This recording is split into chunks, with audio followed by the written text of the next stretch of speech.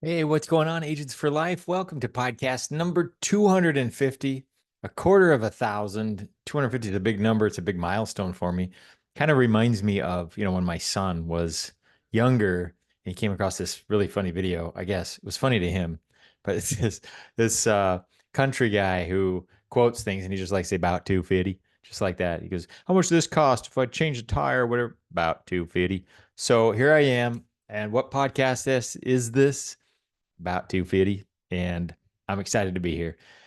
So with that really crazy introduction, let's jump in. I did want to get to some really good training about pivoting because I realize more and more how important pivoting is on your appointments, and I'm going to do some training on that. So help some of you out, hopefully. But a couple of announcements, coming up, some events. So I hope you can get yourself there. Indianapolis, and then Columbus, Ohio in December. Indianapolis is next week.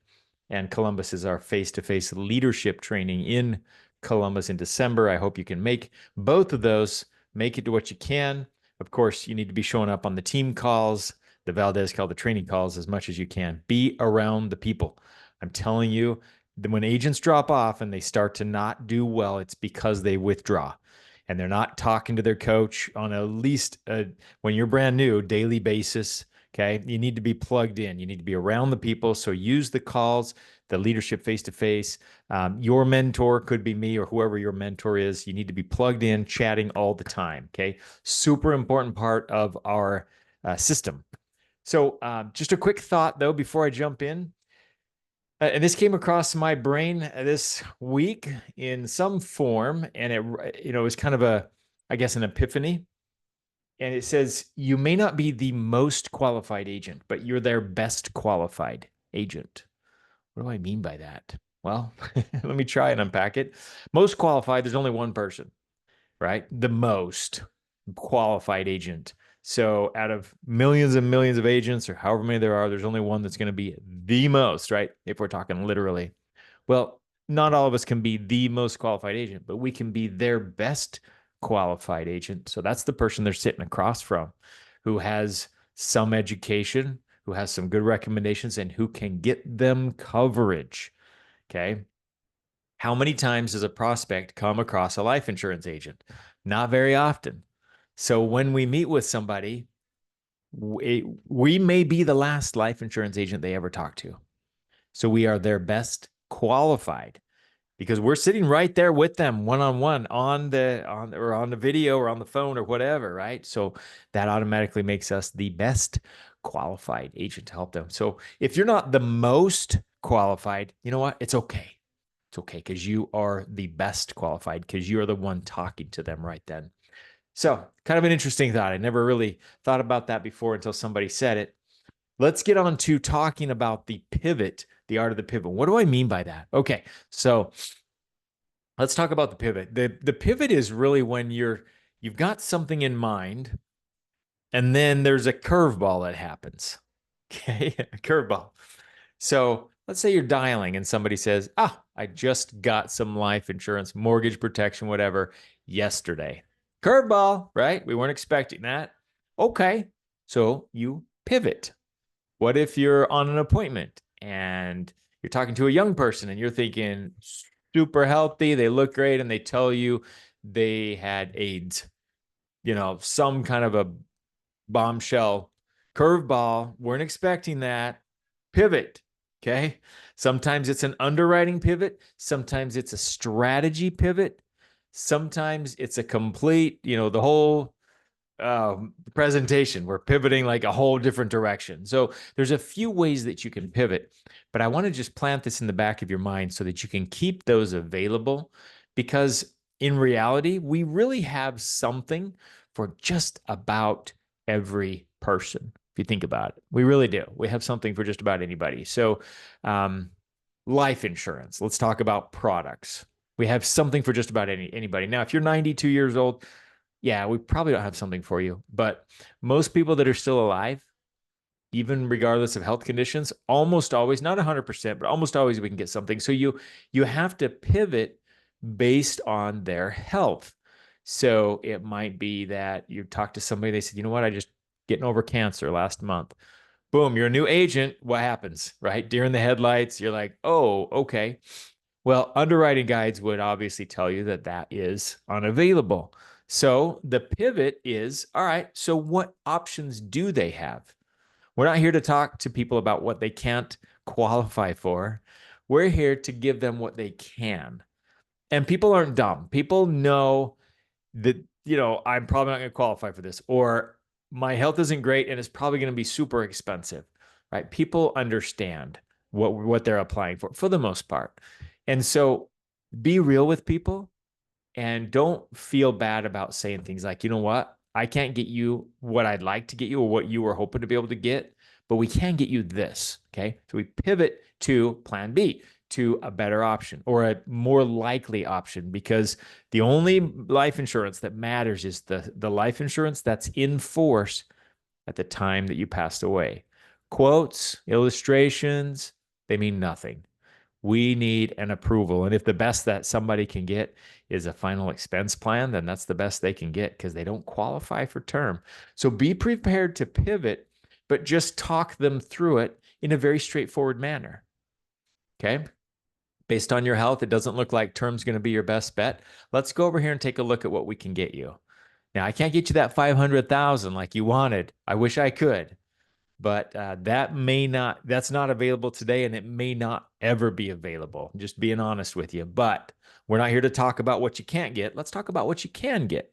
So you could say something like that. So it has that nice positive spin. All right. And then focus on what they can. And if it works, it works. It's all we can do, right? We can't perform miracles with people. So that's a pivot. That's like an underwriting pivot. How about a strategy pivot?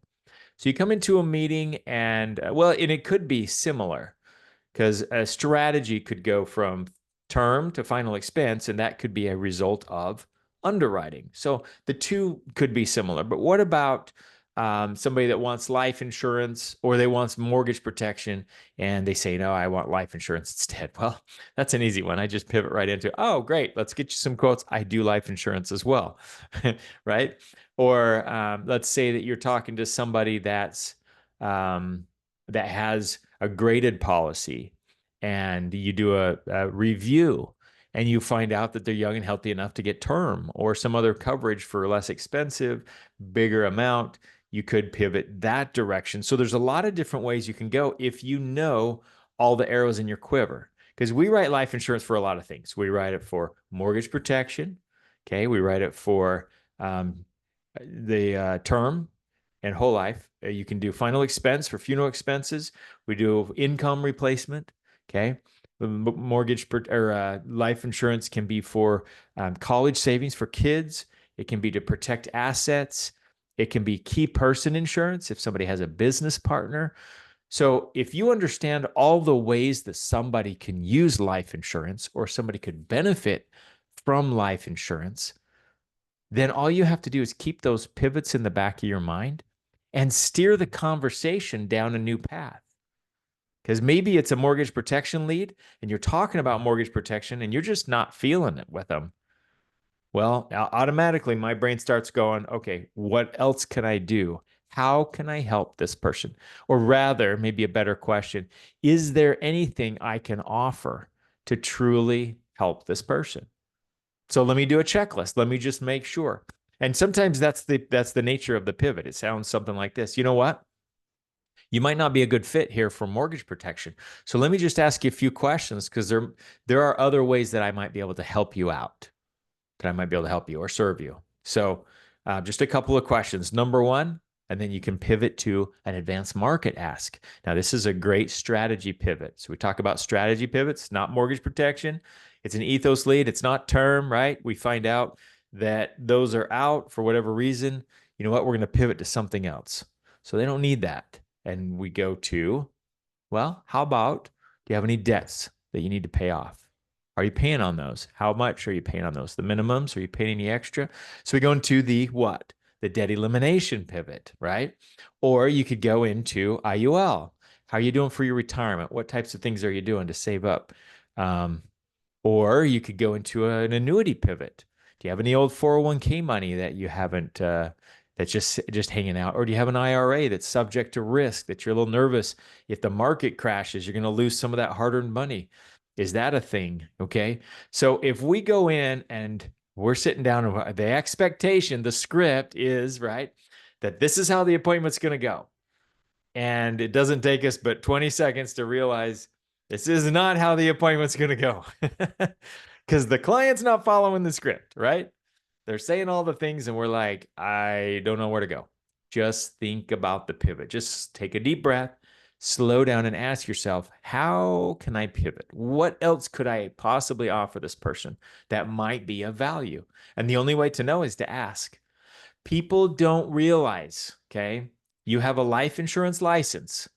You're fully vested, insured, whatever, to write children's policies, final expense plans, term, fully underwritten, debt elimination plans, IUL, annuities, Kate. They don't realize you have all that. They think you're a mortgage protection insurance agent, that you can write mortgage protection and you don't, and you can't, or it doesn't make sense to them.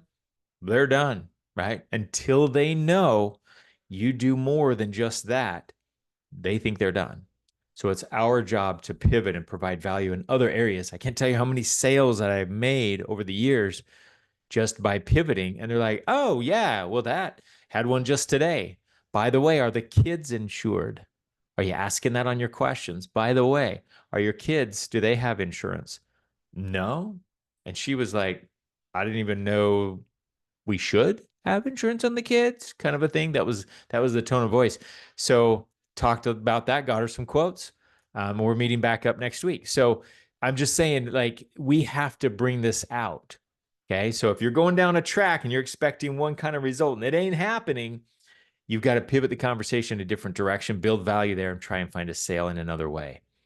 Now, the last pivot that I can think of is the business opportunity, because this is something that we can offer everybody. Okay. Could even be a 92-year-old that can't get insurance. Although I don't know very many 92-year-old agents. However, wouldn't it be cool? That first one was on your team. So the pivot is, simply just, you know what? We're looking for extra help. We need agents that we can train and onboard, just part-time income. Do you know anybody? Right? So maybe you've exhausted all your life insurance questions, and it's no.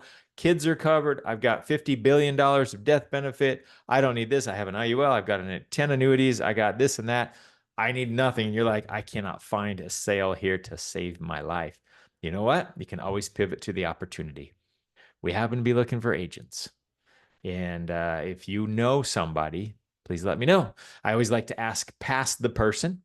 So in other words, if you know somebody, I know your life is good for you. I'm sure your job is going well, but if you happen to know somebody, I'd appreciate if you can pass my name along. Or do you happen to know somebody looking for a side hustle or a part-time opportunity or so forth? So I'm just saying, keep all these pivots in your back pocket, because there are so many ways we can help people. We could literally keep asking questions until they just hang up on us and say, oh my gosh, I got to get on with my day. Sorry, I got to go. So take a few pivots, do as much as you can with people, and help them know what else we do and how else we can serve them.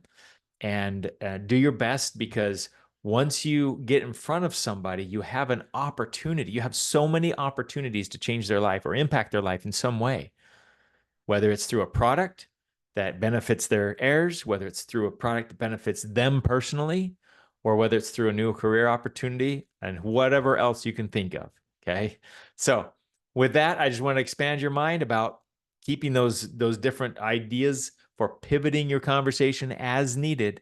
Go with the flow, watch for the clues. If you're not able to build value, just go and cycle through some of these other ideas, and you'll be amazed at how many new sales and new opportunities you can generate just by keeping that pivot right there on the tip of your tongue. So I hope that's helpful to some of you, and thanks for listening. I'll talk to you next week.